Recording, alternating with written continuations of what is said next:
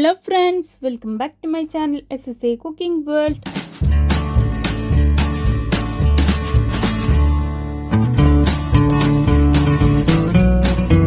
ഇന്ന് ഞാൻ നിങ്ങളുടെ മുമ്പിൽ വന്നിട്ടുള്ളത് നല്ല ടേസ്റ്റി ആയിട്ടുള്ള നമ്മുടെ പണ്ടത്തെ കുട്ടിക്കാലത്തെ റെസിപ്പിയുമായിട്ടാണ് കേട്ടോ.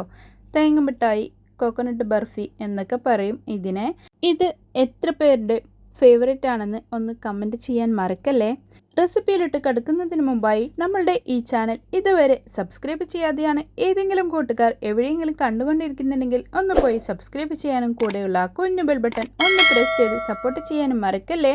എന്നാലേ ഞാനിടുന്ന പുതിയ പുതിയ വീഡിയോസിൻ്റെ നോട്ടിഫിക്കേഷൻ നിങ്ങളിലെത്തുകയുള്ളൂ. നിങ്ങൾക്കത് അപ്പോഴപ്പോൾ തന്നെ കാണാനും പറ്റത്തുള്ളൂ.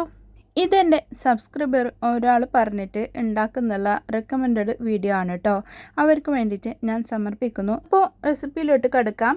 അതിന് വേണ്ടിയിട്ട് ഒരു പാൻ ഞാൻ അടുപ്പത്ത് വെച്ച് കൊടുത്തിട്ടുണ്ട്. അതിന് വേണ്ടിയിട്ട് നല്ല ഗീയിൽ 1/2 kg ഗീ ആണ് ഞാനിവിടെ ഇട്ട് കൊടുത്തിട്ടുള്ളത്. 1 ടേബിൾ സ്പൂൺ ഗീ ആണ് ഞാൻ ചേർത്ത് കൊടുക്കുന്നുള്ളത്.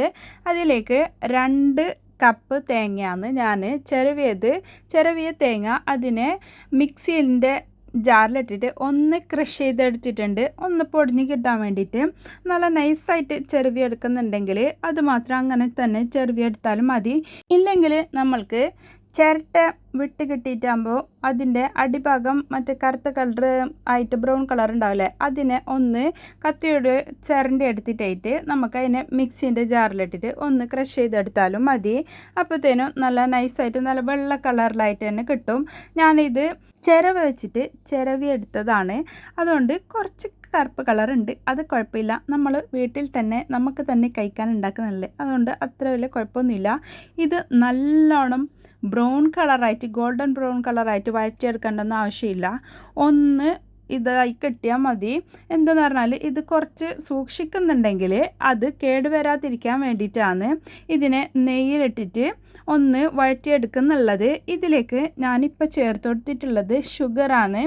അത് പഞ്ചസാര 2 കപ്പ് തേങ്ങയിലേക്ക് 1.5 കപ്പ് പഞ്ചസാരയാണ് ഞാൻ ചേർത്ത് കൊടുക്കുന്നുള്ളത്. ഷുഗർ കുറവ് മതിയെന്ന് ഉള്ളവർ 1 കപ്പ് ഷുഗർ ചേർത്ത് കൊടുത്താൽ മതി. തേങ്ങ മിഠായി നല്ല മധുരത്തോടല്ലേ കഴിക്കുക. അപ്പം ഞാൻ 1.5 കപ്പ് തന്നെ എടുത്തിട്ടുണ്ടാവാൻ. അപ്പോൾ അതുകൂടി ഇതിലേക്ക് ഇട്ടിട്ട് ഒന്ന് മെൽട്ടായിട്ട് ഇങ്ങനെ തേന ഹണിയൊക്കെ ആയിട്ട് ആകുമ്പോൾ അലിഞ്ഞ് കിട്ടൂലേ, അങ്ങനെ ആയിട്ട് കിട്ടിയാൽ മതി. ഇപ്പം ഞാൻ ഇതിലേക്ക് ചേർത്ത് കൊടുത്തിട്ടുള്ളത് ഏലക്കപ്പൊടിയാണ് കേട്ടോ. ഏലക്കപ്പൊടി നമ്മളുടെ കയ്യിലില്ലെങ്കിൽ കുഴപ്പമൊന്നുമില്ല, ഏലക്കനെ ഒന്ന് ചതച്ച് ഇട്ട് കൊടുത്താൽ മതി. അങ്ങനെ ഏലക്കപ്പൊടിയും കൂടി ചേർത്ത് കൊടുത്തിട്ട് 1-2 മിനിറ്റ് ഒന്ന് ഇതിനെ മെൽട്ടാവുന്നത് വരെ, ആ ഷുഗർ മെൽട്ടാവുന്നത് വരെ ഒന്ന് ഇതിനെ മിക്സ് ചെയ്തെടുത്താൽ മതി. അപ്പോഴത്തേനും നമ്മൾക്ക് ഇതായി കിട്ടും. പെട്ടെന്ന് തന്നെ ആയി കിട്ടുന്ന ഒരു റെസിപ്പിയാണ് ഈ തേങ്ങ മിഠായിൻ്റെത്, കോക്കനട്ട് ബർഫീൻ്റെത്. നമുക്ക് ഈ ടൈമിൽ തന്നെ ഒരു പാത്രമോ എന്താണെന്ന് വെച്ചാൽ നമ്മളുടെ കേക്കിൻ്റെ ടിന്നാണെങ്കിലും കുഴപ്പമില്ല, പുഡിങ്ങിൻ്റെ ട്രേ ആണെങ്കിലും കുഴപ്പമില്ല, അതിലേക്ക് നെയ്യ് ഗ്രീസ് ചെയ്തിട്ട് അവിടെ മാറ്റി വെക്കണം. ഇത് ചൂടാറുന്നതിന് മുമ്പ് തന്നെ നമ്മൾ അതിലേക്ക് ഇട്ട് കൊടുക്കണം. ഇല്ലെങ്കിൽ ഇതിൽ തന്നെ കിടന്നിട്ട് ഇത് കട്ട പിടിച്ച് പോവും. അതിന് വേണ്ടിയിട്ടാണ് ഞാൻ ഒരു പുഡിംഗ് ട്രേയിലേക്കാണ് ഇത് സെറ്റ് ചെയ്യാൻ വേണ്ടിയിട്ട് ഇട്ട് കൊടുക്കുന്നുള്ളത്. ഇത് ഇട്ട് കൊടുത്ത പാട് നമ്മൾക്ക് ഇതിനെ ഒന്ന് ലെവൽ ചെയ്ത് എടുക്കണം, ഒന്ന് സെറ്റ് ചെയ്തെടുക്കണം. അത് കട്ട് ചെയ്ത് എടുക്കുമ്പോഴത്തേന് നമ്മൾക്ക് നല്ല ലെവലായിട്ട് നല്ല പീസ് ആയിട്ട് കിട്ടുമ്പോഴത്തേന് നല്ല പെർഫെക്റ്റ് ആയിട്ട് കിട്ടാനാണ് ഞാനിന് ഇതുപോലെ പെർഫെക്റ്റ് ആയിട്ട് ഒന്ന് സെറ്റാക്കിയിട്ട് എടുത്തിട്ടുള്ളത്.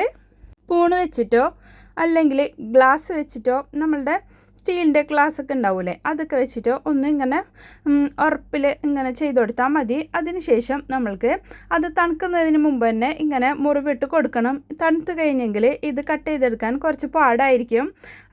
അതിനുശേഷം ഒരു അരമണിക്കൂർ ആകുമ്പോഴത്തേനെ ഇത് നമ്മൾക്ക് ഇതിൽ നിന്ന് കട്ട് ചെയ്ത് മാറ്റാൻ പറ്റുന്നുണ്ട് കേട്ടോ. ഇത് അരമണിക്കൂർ ആവുന്നതിന് മുമ്പ് തന്നെ ഞാൻ ഇതിൽ നിന്ന് എടുത്ത് മാറ്റിയതാണ്. കുറേ ടൈമൊന്നും ഇത് തണുക്കാൻ വേണ്ടി മാറ്റി വെക്കേണ്ട ആവശ്യമൊന്നുമില്ല. പെട്ടെന്ന് തന്നെ ഇതുപോലെ റെഡിയായിട്ട് കിട്ടുന്നുണ്ട്.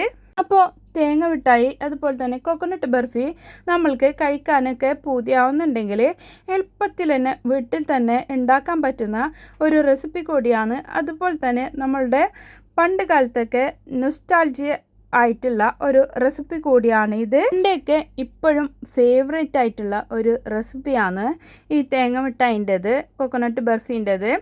എപ്പോൾ കടയിൽ കണ്ടാലും വാങ്ങിച്ച് കഴിക്കാറുള്ള ഒരു റെസിപ്പിയാണ്. അപ്പോൾ ഇനി കടകളിൽ നിന്നൊക്കെ വാങ്ങിക്കേണ്ട ആവശ്യമൊന്നുമില്ല. നമുക്ക് എളുപ്പത്തിൽ തന്നെ വീട്ടിൽ തന്നെ ഉണ്ടാക്കാവുന്നതേ ഉള്ളൂ. ഈ ടൈമിലൊക്കെ വീട്ടിലൊക്കെ തേങ്ങയൊക്കെ ധാരാളം ഉണ്ടവരുണ്ടെങ്കിൽ ഇത് തയ്യാറാക്കിയിട്ട് നോക്ക്. ഇതുപോലുള്ള റെസിപ്പീസ് എന്തായാലും നമ്മൾക്ക് ഒരു കാലത്ത് അല്ലെങ്കിൽ മറ്റൊരു കാലത്ത് ഫേവററ്റ് ആയിട്ടുണ്ടായിരുന്ന ഒരു റെസിപ്പി ആയിരിക്കും. എന്താ കണ്ടില്ലേ എത്ര പെർഫെക്റ്റ് ആയിട്ടാണ് നമുക്കിവിടെ കിട്ടിയിട്ടുള്ളതെന്ന്. ഇതുപോലെ തയ്യാറാക്കുകയാണെങ്കിൽ നിങ്ങൾക്കും എളുപ്പത്തിൽ വീട്ടിൽ തന്നെ തയ്യാറാക്കാൻ പറ്റും. ഒരു 5 മിനിറ്റ് പോലും വേണ്ട ഇത് റെഡിയാക്കി എടുക്കാൻ വേണ്ടിയിട്ട്. വീട്ടിലുള്ള 3 ചേരുവ മാത്രം മതി. എല്ലാവരുടെയും കയ്യിൽ എപ്പോഴും ഉണ്ടാകുന്ന 3 ചേരുവ മാത്രം മതി ഇത് തയ്യാറാക്കി എടുക്കാൻ വേണ്ടിയിട്ട്. എന്തായാലും ഇന്ന് തന്നെ തയ്യാറാക്കി നോക്കിക്കോളൂ. നിങ്ങൾക്കും ഒരുപാട് ഇഷ്ടപ്പെടും ഈ റെസിപ്പി. എൻ്റെ ഈ റെസിപ്പി നിങ്ങൾക്ക് എല്ലാവർക്കും ഇഷ്ടപ്പെട്ടെന്ന് ഞാൻ വിചാരിക്കുന്നു. ഇഷ്ടപ്പെട്ടാൽ നിങ്ങളുടെ ഫ്രണ്ട്സ് ആൻഡ് ഫാമിലിക്ക് ഒന്ന് ഷെയർ ചെയ്ത് കൊടുക്കാനും ലൈക്ക് ചെയ്യാനും നിങ്ങളുടെ വിലയേറിയ അഭിപ്രായങ്ങൾ താഴെ കമൻറ്റ് ബോക്സിൽ കൊടുക്കാനും മറക്കല്ലേ. ഇനിയും ഒരുപാട് പുതിയ പുതിയ റെസിപ്പീസുമായും കിച്ചൺ ടിപ്സുമായും നിങ്ങളുടെ മുമ്പിൽ വരുന്നത് വരെ എല്ലാവർക്കും bye bye. Thanks for watching.